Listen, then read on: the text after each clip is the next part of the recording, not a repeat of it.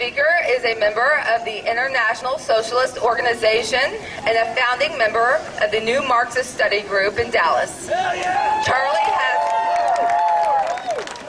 has participated in many social justice campaigns, including organizing for the Equality Across America Regional Conference in Austin, and pressuring the UNT Student Council for LGBT inclusion on the homecoming court. Please welcome the bold Charlie Grand. Thanks a lot, everybody. If anyone's been paying attention to the news these days, I guess we all know that about 10 days ago, closing arguments were sent into the Supreme Court of California, and we're told that fairly soon we should hear their decision. So two things could happen, obviously. Either the movement can receive a small blow. Obviously, the struggle will continue. The fight for marriage equality and all LGBT rights will continue, but there could be a minor defeat, a small battle lost, or a huge step forward. So there's a couple of questions we need to ask ourselves about how do we keep pushing forward either way.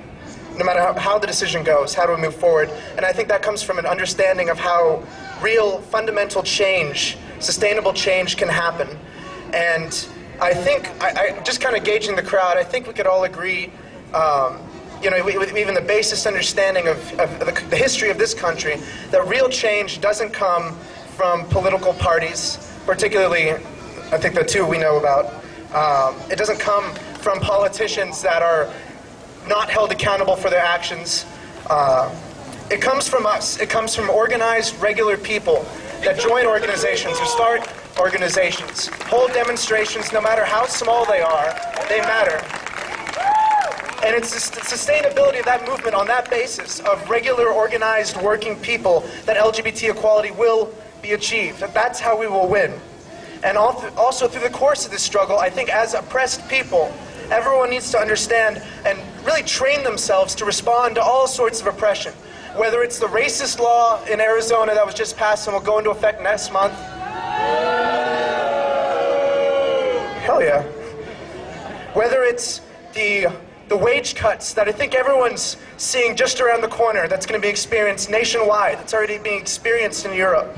Whether it's increased exploitation on that basis, or the inequality of women that still exists after decades of struggle, the inequality of the economic inequality of minorities. We may have an African-American president, but how is it that the 12% of African-American people, or 12% of this country, are still overwhelmingly represented in the poverty line? How is that? We need to train ourselves as activists, as social justice activists, to respond to these sorts of oppressions. It needs to be a gut instinct we need to develop through the course of fighting for our rights. So I guess I'd like to end on there's a lot of organizations out here right now. There's the International Socialist Organization, Get Equal, Career Labor Action, I believe Equality March Texas is out here. And I think we all need to be waiting for the decision to come down from the California Supreme Court, and we need to be waiting with a response.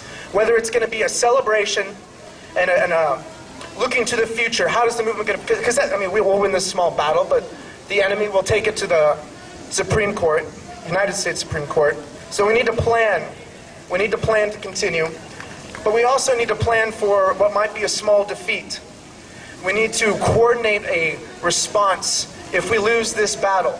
And it needs to be such a response, such a force, a momentum that the movement is conjuring up right now that can't be suppressed by any government. And it's on that basis that we'll win. Thank you.